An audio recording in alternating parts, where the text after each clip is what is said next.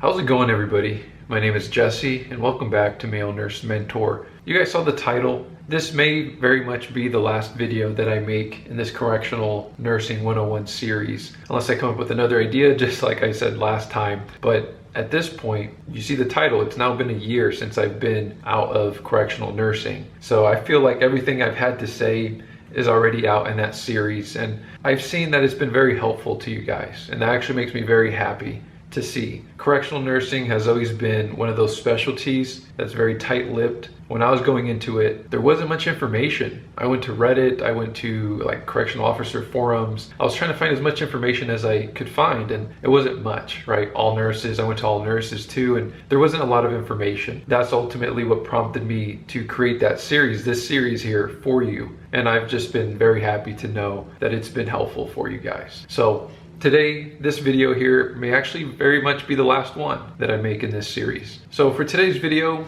as I kind of recap this series, a little bittersweet for sure, I am going to be telling you some of the thoughts, some of the feelings that I've had now being 1 year removed, because I left the correctional nursing specialty last year in May. So May 2024, we're now in May 2025, and time passes quickly. For those that don't know, just a quick little recap, a little fun fact actually. I started this channel, Male Nurse Mentor, as I was still working as a correctional nurse. So that's what makes it bittersweet, is I continued to evolve in my own career, and this channel started from that, like my time working there. And eventually, I aligned all my ducks in a row, got them in a row, and went back to school, got my master's degree, and I promoted for a better opportunity. I left the correctional setting for a better opportunity, and I was able to now snag one of these work from home jobs, and that's ultimately what I do now. I work from home. So you've seen the background change.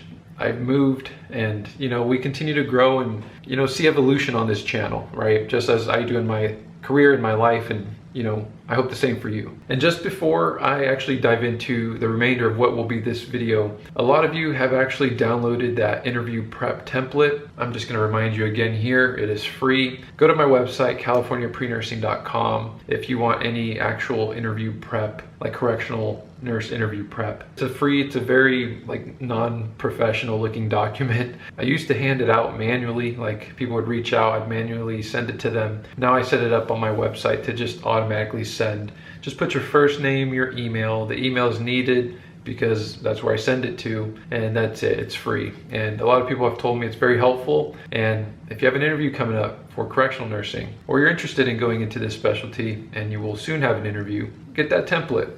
I think it will be helpful for you. So check it out. As for the video, friends, like I said, I got 5 things that I've noticed, things that I've learned, I'm feeling now being 1 year removed from the specialty of corrections as a nurse. And the first thing that I wanted to mention is it ultimately did not change my nursing career trajectory. I advanced my career and now work from home regardless. And oftentimes when people talk about corrections as a specialty, they think of it as a dead end specialty. Like you'll go into corrections and you'll lose all your skills to then be able to advance your career. It's partly true. You're going to see some of these things I'm going to mention and it'll tie back to this point. So I'm not going to say it's completely false, but it didn't interfere with my opportunity for advancement in my career. There were plenty of opportunities to advance within corrections itself, right? To be a supervisor, even higher, DON, go to headquarters. I worked at the state level prison and the county jail. Based on both, there's a lot more advancement in the prison. But even apart from prison, me working from home, I no longer work with corrections. I now no longer work with patient inmates. So in that sense, it didn't interfere with my opportunity to advance out of corrections. That's one thing I was actually very worried about, if I'm fully honest with you, going into it. I went into corrections as a new grad, right? And as a new grad, I was continually told to, be mindful, be hesitant, right, of the risk of going into corrections as a new grad nurse, as a nurse in general. It will be a dead end, right? Like once you get in, you'll just be held there. You won't be able to really navigate your career. I still did, right? So it's like, I'm here to tell you that you still can. So I'm hoping to alleviate some of that stress, some of that anxiety that you may feel if you've heard something like this, or you also have this belief, right, that going into corrections as a nurse specialty will then pigeonhole you and keep you in that setting for the rest of your career, right? It's like you go into prison and you're in prison for the rest of your career. That's that's not a great feeling, right? And I'm here just to tell you that that's not true, right? You can go into county jail and pivot out, like it would still be possible. Like, would you get every single opportunity that you would have before? Like if you had worked in a hospital versus only working in a prison or a county jail or trying to work in a county jail and pivot out? Probably not, right? In the prison, like I've said, there's a lot more advancement opportunities within corrections. Like there's case management, there's appeals and grievance nurses, at least where I worked in the state prison system of California. There's specialty line clinics. Those are all skills that transfer out of corrections, no matter where it is that you are. Like I remember applying for health insurance companies, hospitals, case management positions, and I was getting callbacks, right?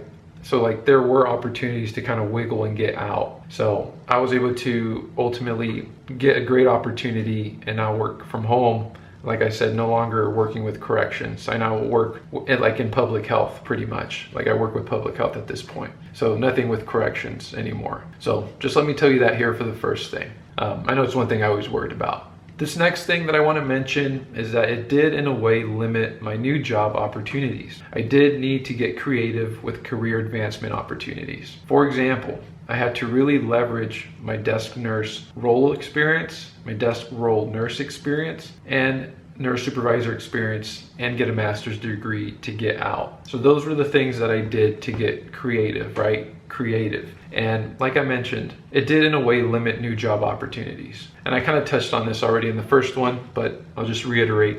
It is true, right? You may not have those same opportunities or ease of opportunities of like going from corrections back to the hospital setting. So be mindful of that. If you're going into corrections because you can't get a job anywhere else, so it's like I'm gonna settle for corrections, but ultimately like your heart lies like in ICU or labor and delivery or ER, that may not be the best approach, right? Because you may actually go into corrections and in a way limit your opportunities getting out. You may have to go back the route that you're trying to go into the hospital setting and really start like as a new grad, get like the new grad nurse opportunities, right? With long orientations and then build up, go into med surg, from there go into labor and delivery, or it may not be a very simple path. So I'll just be honest with you and say that. I've seen some colleagues do it. They've been able to go into corrections and go into a hospital setting, but it came with some struggle, right, that I've seen firsthand. It wasn't very easy. It is possible, so just be resilient,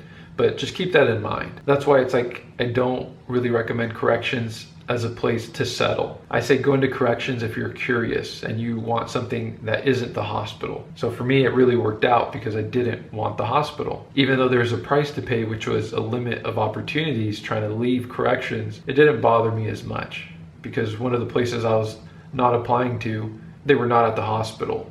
Like sure, I applied for some case management positions, but I wasn't trying to go back to the floor in the hospital. So it's just different. Hopefully you get a little bit of an understanding of what I'm trying to say here, but it will, just to be honest and transparent with you, limit some opportunities, right? Looking back at my time in corrections and trying to get out, right? Just evaluating that process for myself. The next thing, this is number 3, and I've already touched on this. I'm like touching on these as I go. It would have made it more difficult to go back to the hospital. If you desire to work in the hospital, I personally never did. I did see colleagues make the jump, so it is possible with resilience. That's literally my number 3, and I kind of already touched on that. But if you have any questions on this, leave a comment down below and I'll get back to you. But like I've mentioned, I did see colleagues make the jump. They came into correction, some of them came in, like I mentioned, and they settled because it was the only job they were able to get as a new grad. But as soon as they got here as a new grad in corrections, they just kept applying and applying and applying for those hospital opportunities where they were still pretty fresh out of school, like within 6 months, 8 months or so out of school. So still very much a new grad. They just needed some income. So they went into corrections, were able to snag that job opportunity, make some money, and they never gave up hope on getting into a hospital. So that's just a good example of how to do it, right? Even if you are a person who is settling, right, in corrections. I just caution you because you can settle and get stuck. Your new grad year kind of goes out the window. And then after a year of working in corrections, you're still somewhat like a new nurse and you're trying to go into a hospital setting. and now you're not going to be seen as like a great applicant, right? Sometimes these hospitals are going to rather get a very fresh out of school new grad with no experience versus a correctional nurse, newer nurse, experienced individual, right? As someone that they employ. Just keep that in mind. I think it's important to mention, and that's why I just wanted to mention it here, because I think it's important for the people that go into correctional nursing to know what they're getting into, right? And I've seen the full window. I've gone in, I've gone out. So this next one here at number 4, it took me about 6 months to lose the feeling of working behind the walls. Correctional nursing is more than a job, I wrote here. It is a life experience. I've mentioned this in some of my videos before. I think I even made one video, my only warning video for someone going into corrections, right, as a nurse, is that it will change you. Someone commented at some point in another video saying it didn't change them. They were in it for 30 years. And that's awesome. Like, that's admirable, right? I don't see that as the norm. I think most people who do go into corrections, it will change a part of you, if not a lot of how you view life. It will just change you. Prison, jail, it's a very barbaric environment that it just reminds me of like medieval times. It's just like the history behind why we do it in the first place is quite barbaric too. And people can have their own opinions, you know, there's a lot of politics involved, but as a nurse, you're just there in that setting and the setting doesn't change. So that's why I mentioned this. The thing that has to change is you have to adapt to your environment. And in that process, it can change you.